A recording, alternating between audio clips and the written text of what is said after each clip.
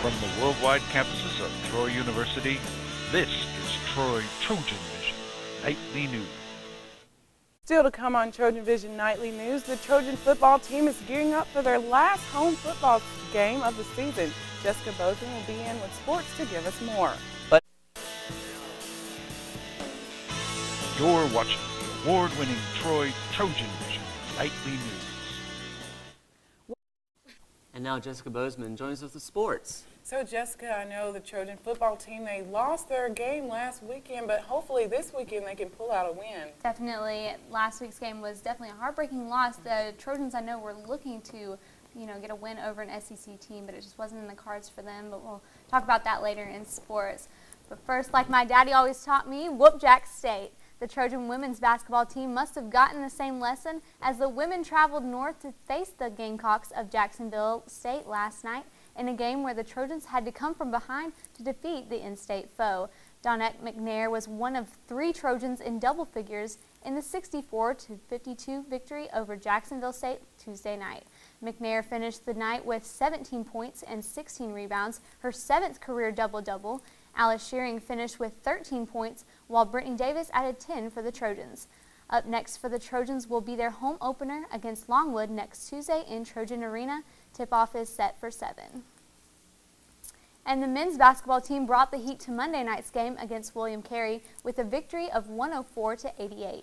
Shots from the foul line pushed the Trojans over the 100-point mark for the 2nd consecutive game. It marked the first time that Troy had accomplished the feat since the 1993-1994 season, the first year the Trojans were a member of Division I. Brandon Hazard had his first career double-double, finishing the game with 29 points and a career-high 10 rebounds. Coach Maestri on his surprise in Hazard's double-double. I would have expected a double-double from him, but not with the rebounds. Maybe assist or something, but it's good to see him because that tells you how aggressively his game is developed. And when he gets 10 rebounds for a guy that's a guard like he is, that means he's really putting a lot of hustle and a lot of effort into his play. Troy will be back in action time. Well, it's deja vu all over again for the Trojan football team as the season draws close to the end.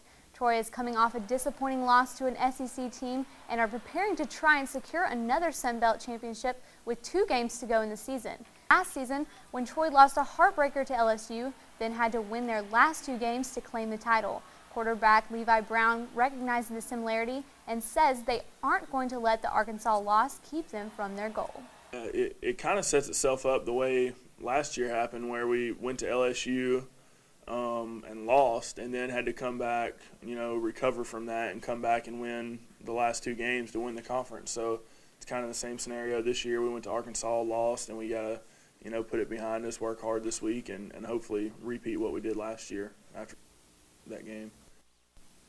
Troy goes for 4 in a row on Saturday as they try and clinch another Sun Belt championship against Florida Atlantic in Movie Gallery Stadium. Kickoff is set for 3:15. So Delisha and Sean were really trying to get this 4th Sun Belt championship, and I just wish the Trojans the best of luck in their game on Saturday. I hope they can pull out a win this weekend. Definitely. And to all our other sports that are going on.